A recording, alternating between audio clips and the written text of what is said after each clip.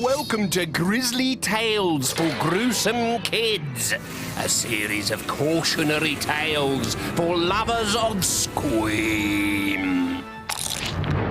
I've got a little friend inside my head. He's a greedy little worm called Envy. Always wants what other people have got. No, Spindleshanks, you cannot live in my other ear. If the worm can, why can't you? All right, go on, but no parties. See the trouble envy causes? I call this tale Tag.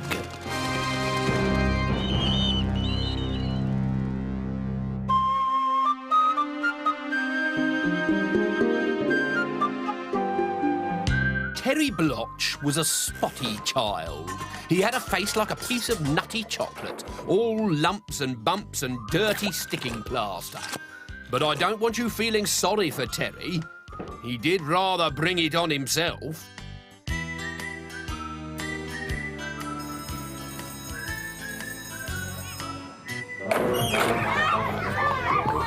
It all started when Jonathan Perfect rolled his marble into the playground. It was the hugest marble in the world and had a flashing light on top to stop aircraft from crashing into it. The point was, its owner became king for a day, and Terry was jealous. The little green worm of envy crawled into his ear and whispered, "Why's that squirt getting all the attention? Pamela's only gazing at him like that because he's got a big marble. It's you she loves, really. Go on. Do something to make them notice you." That mighty marble made Terry so jealous that all he wanted to do was make Jonathan cry. And the only way he could think of doing that was to steal something from the Marble King that the Marble King treasured. Strange as it might seem, however, it was not Jonathan who lost his marbles that day, but Terry. As any thief will tell you, stealing is a drug, and Terry was too weak to resist it. Before long, he was stealing sweets, comics, watches, badges, and CDs. He even stole a pet dog. But when it made a puddle on his duvet, he returned it with a nappy on. Then one day, he found himself alone in the locker room. His shifty eyes fell upon a gym bag, owned by a guy called Jim. Jim Spectre. Terry had never seen it before. Inside was a brand new football kit, just what he'd always wanted. The fact that each item was tagged with the boy's name didn't seem to bother Terry. He put the kit on and sauntered out into the playground, just as cool as you like.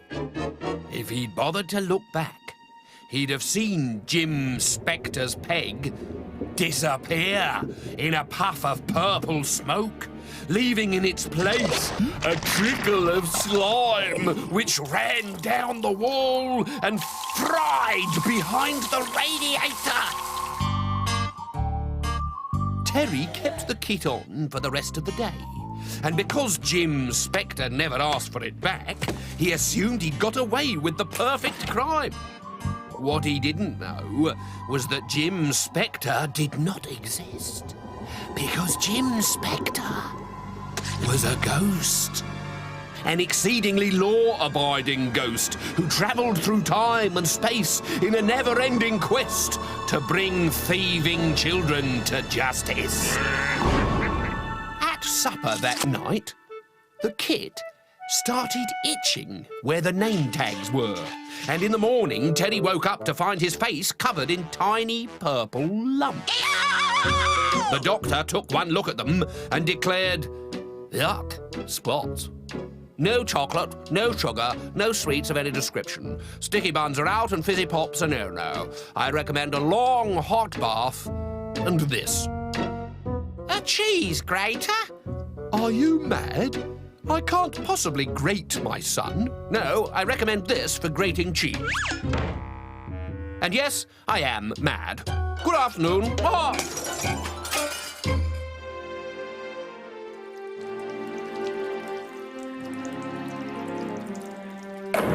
But that night in the bath, the purple lumps had spread.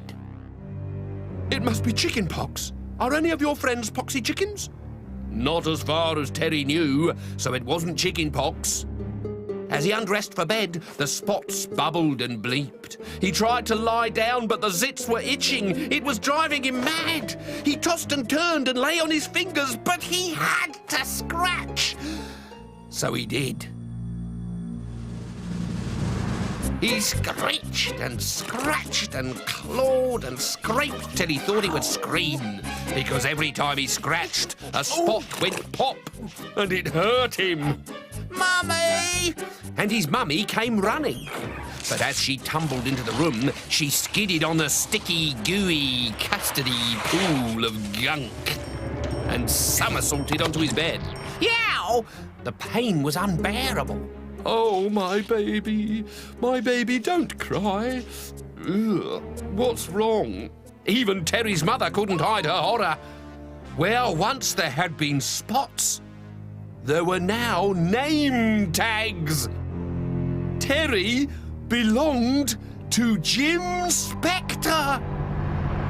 But the worst was yet to come. The biggest tag of all was stitched onto his neck. Thief.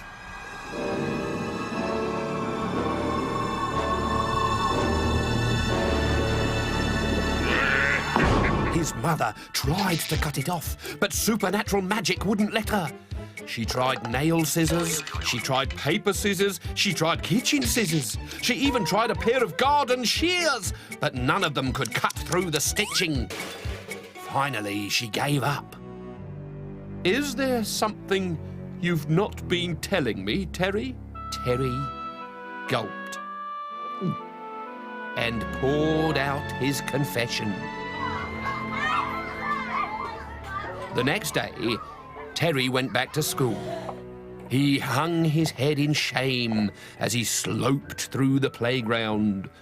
Nobody had ever seen a boy covered in name tags before. Then he returned Jim's gym bag to its original peg and ran outside as quickly as he could. If he'd bothered to look back, he would have seen Jim Spectre's bag disappear in a puff of purple smoke, leaving in its place a trickle of slime, which spelled out a ghostly message. Gotcha! And that night, the name tags vanished. Terry never stole again. He had the odd lapse when he looked at a chocolate bar in a sweet shop or passed an unpadlocked bicycle in the street. But it only ever took the tiniest of itches on the back of his neck to pull him round to his senses. If you've got itchy fingers and feel the need to dip into someone else's pockets, check whose pockets they are first. This coat, for example, belongs to a rat catcher, so I'll be getting a friend to do the thieving for me.